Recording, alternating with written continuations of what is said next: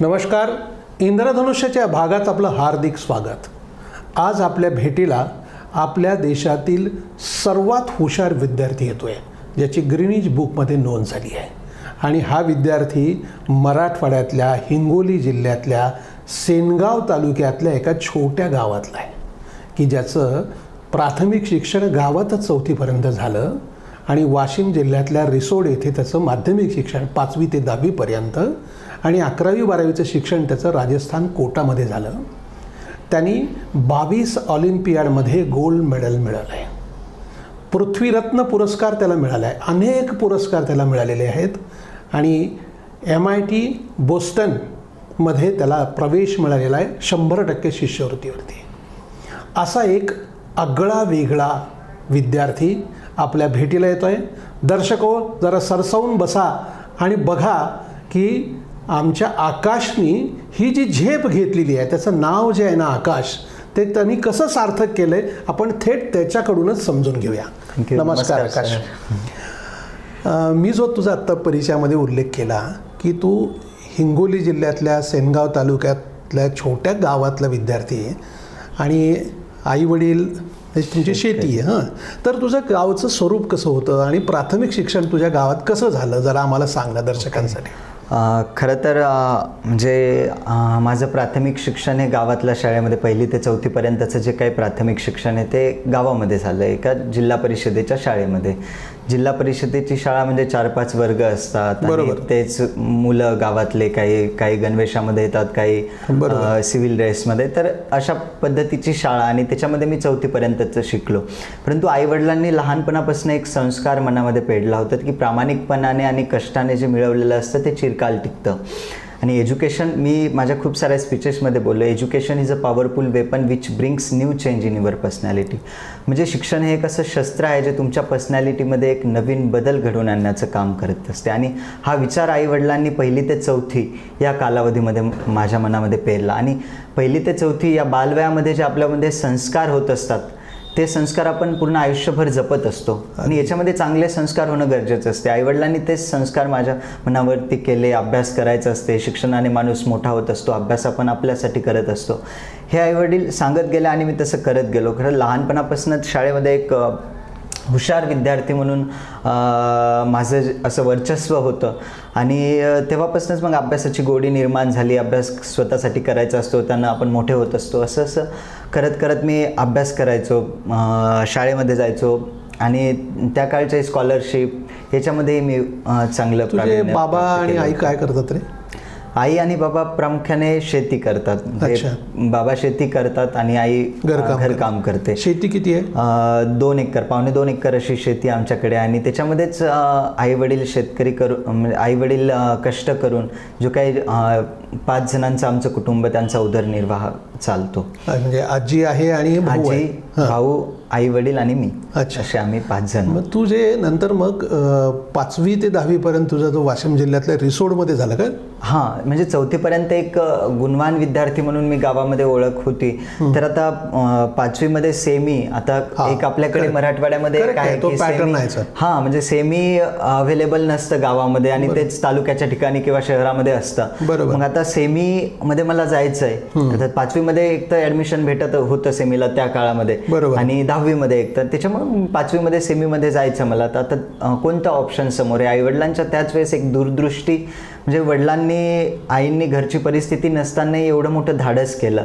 म्हणजे दोन्ही मुलांना तालुक्याच्या ठिकाणी शाळेमध्ये घालायचं हे त्या काळचं खूप मोठं धाडस होतं आणि त्यांनी तसंच केलं.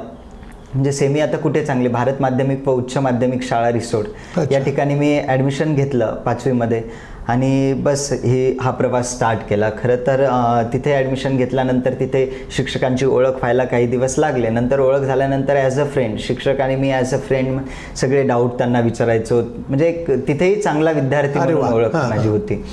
आणि म्हणजे माझं जे काही मी आज आहे ते असण्यामध्ये भारत माध्यमिक व उच्च माध्यमिक शाळेचा फार मोठा वाटा आहे.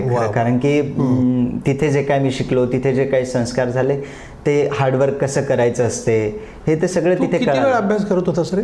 मी 10वी पर्यंत नॉर्मल 3-4 घंटे असा अभ्यास करायचो, परंतु 11वी मध्ये गेल्यानंतर तिथे पण 10वी पर्यंत तू अन्य काही अवांतर वाचन करत हा अवांतर वाचन खूप काही करायचं. तरी भगवद्गीता मी वाचलेली आहे, wings of fire, doctor APJ Abdul Kalam सरांचं अग्निपंख नावाचं बुक, ते अजून खूप सारे कादंबऱ्या वगैरे खूप साऱ्या वाचलेल्या आहेत. आणि म्हणजे DN देशमुख सर म्हणून एक सर होते, त्यांच्यामुळे, परत गिरी सर यांच्यामुळे मला वाचनाची आवड झाली, अवांतर वाचन कसं करायचं असतं त्यानं. आणि माझे जे काही स्पीकिंग स्किल्स आहेत किंवा ज्या काही लिहिण्याची कला त्या या वाचनामधूनच मला आलेल्या आहेत. तुला 10वीला किती टक्के mark?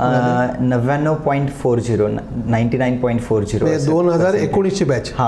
Before COVID. Before COVID. आणि मग आता त्यावेळेला म्हणजे तू तर टॉपरच होतास ना? टॉपरच होतो. ओके. मग तेवढे मार्क मिळाल्यानंतर मग पुढे तू काय करायचं आणि काय शिकायचं ह्याचा काय विचार केला? लहानपणापासून आहे ना, 4थी-5वी पासून एक IAS व्हायचं होतं है ना, कलेक्टर व्हायचं जिल्ह्याचा, असं एक अँबिशन माझं पूर्ण होतं लहानपणापासून. आई वडीलही तेच सांगत आले किंवा वातावरणामध्ये मीही तेच सांगायचं मला कलेक्टर बनायचंय.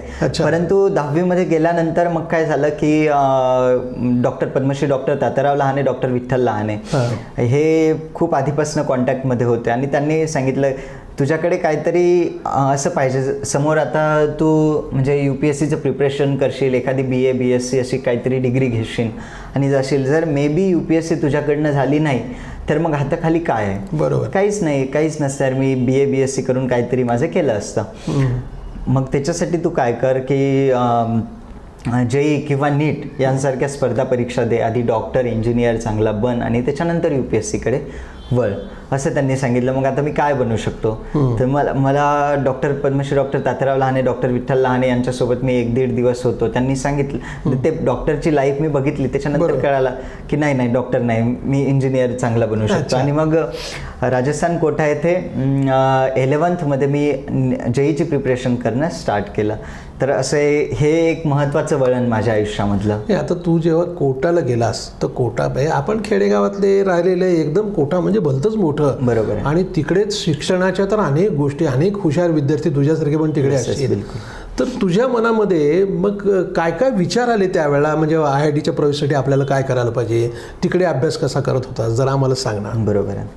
तर स्टार्टिंगला ज्यावेळेस मी गेलो होतो, पूर्ण भारतामधून खूप सारे विद्यार्थी तिथे येतात, म्हणजे प्रत्येक स्टेटचे काही टॉपर म्हणजे कसं असतं, एका विहिरीमध्ये एक बेडूक असतो, त्याला ते विहीरच त्याचं विश्व असं वाटतं. तसं मला जोपर्यंत हिंगोलीमध्ये होतो, महाराष्ट्रामध्ये होतो, तोपर्यंत महाराष्ट्रच माझं विश्व, ह्याच्यासमोर काही नाही, किंवा IIT पेक्षा मोठेही काहीतरी असू शकतं असं माहितीच नव्हती. बरोबर. मग तिथे गेल्यानंतर या मुलांमध्ये मी मिसळलो, त्यावेळेस कळालं की IIT काय आहे, MIT काय आहे, स्टॅनफोर्ड, ऑक्सफर्ड, हार्वर्ड ह्या युनिव्हर्सिटीज काय.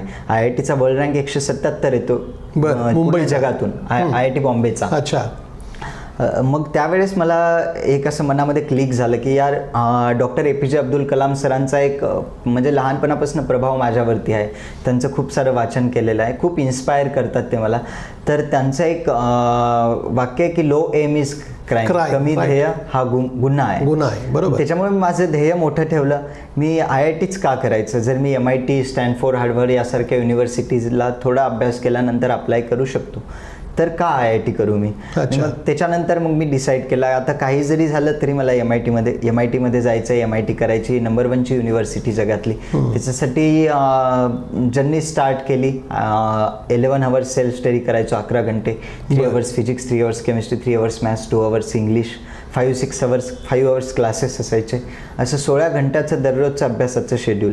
आणि एक आपल्या विद्यार्थ्यांना एक हे असते की काही गोष्टी त्या काय करतात, स्टार्टिंगमध्ये कंटिन्युअसली करतात, 1 दिवस, 2 दिवस, 3 दिवस, मग नंतर बंद पडतं, काही दिवस ते बंद राहतं, परत चालू होतं, परत बंद राहतं. हे असं असताना याच्यामुळे व्यवस्थित होत नाही. जे काही आपलं फायनल ड्रीम आहे, बरोबर, जे काही स्वप्न आहे ते स्वप्नपूर्ती होत नाही जर असं चालू राहिलं कंटिन्युअसली. तर त्याच्यामुळे माझं जे वर्क आहे ते कन्सिस्टन्सीनं चालू, सातत्यानं संघर्ष, सातत्य आणि संयम. Right. कोणतेही यश मिळवण्यासाठी ह्या गोष्टी मॅटर करत असतात. संघर्ष जो काय आपण घराच्या दूर राहतो 2-3 वर्ष, बरोबर. तो संघर्ष आहे आपला. Yes. मेसवरचं खाणं, आई वडिलांपासून दूर राहणं, क्लास करणं, हा संघर्ष तो सातत्याने आपल्याला करायचा आहे ना. सातत्याने अभ्यास. काही प्रायमरी थिंग्स आपल्या असतात. प्रायमरी गोष्ट या वयामध्ये जी विद्यार्थ्यांची आहे ती फक्त अभ्यास आहे. बरोबर. बाकीच्या गोष्टीमध्ये सेकंडरी थिंग्स बाकीच्या येतात. फॅमिली, परत मित्र, हे त्या गोष्टी या एजमध्ये असतात. बरोबर. त्या सेकंडरी असतात, त्याही करायच्या. परंतु प्रायमरी थिंग्स जी आहे ती आपला अभ्यास आहे आणि ती आपल्याला तिला महत्त्व धरून द्यायचं आहे. तो आपला अभ्यास जे काही डेली टार्गेट आहे, आपण जे काही ठरवलं ते डेली कंप्लीट केल्यानंतर मग आपल्याला जे करायचं